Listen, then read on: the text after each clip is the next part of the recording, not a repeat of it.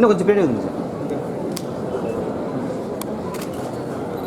Sir. Sir வீசி கொஞ்சம் ஃபோனை camera sir.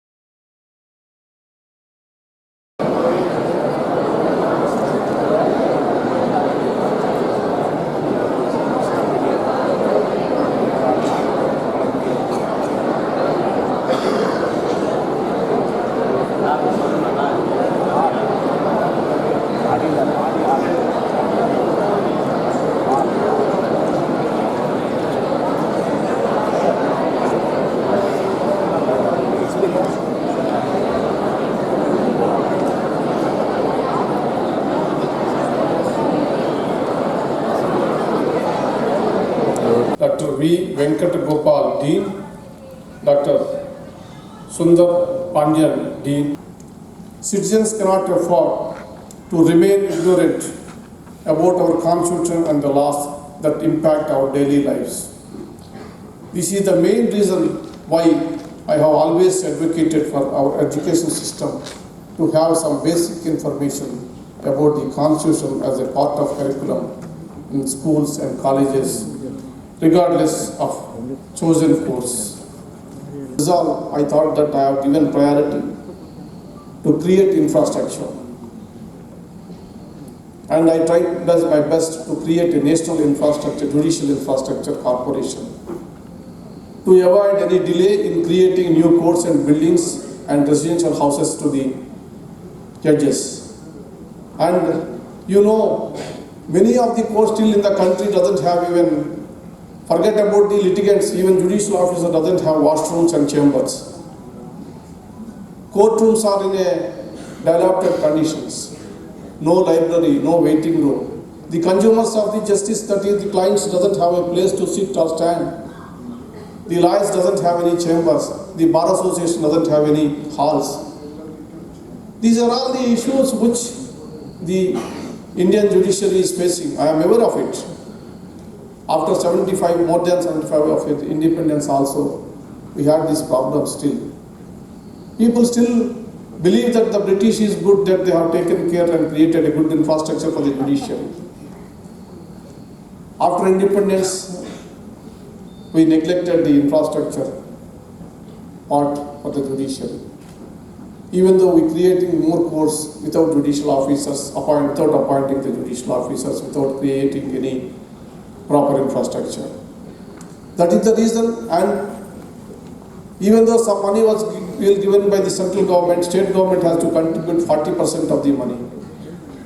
And in almost all these states in the country in the present day had financial problems. They never give that 40% of their share. So the money which was granted by the central government never reaches and never implemented, never utilized. That is the reason, to avoid all that, apart from the judges chief judges of the high courts has to go before the chief ministers and other law ministers to requesting, the begging bowl, asking please give money to complete the projects.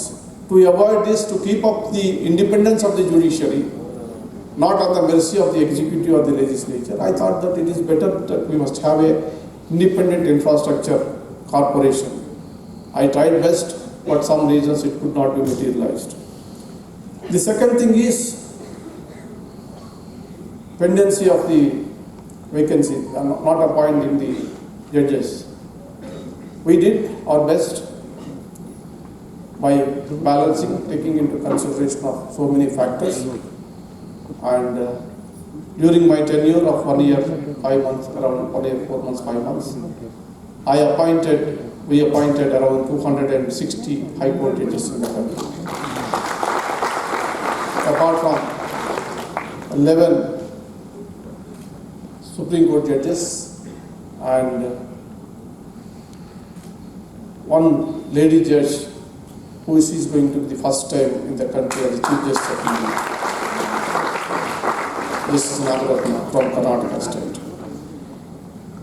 And in addition to that, I tried my best to put all my pressure on the government to fill the vacancies in the central administrative tribunals, income tax tribunals, all tribunals, so the tribunals can function properly.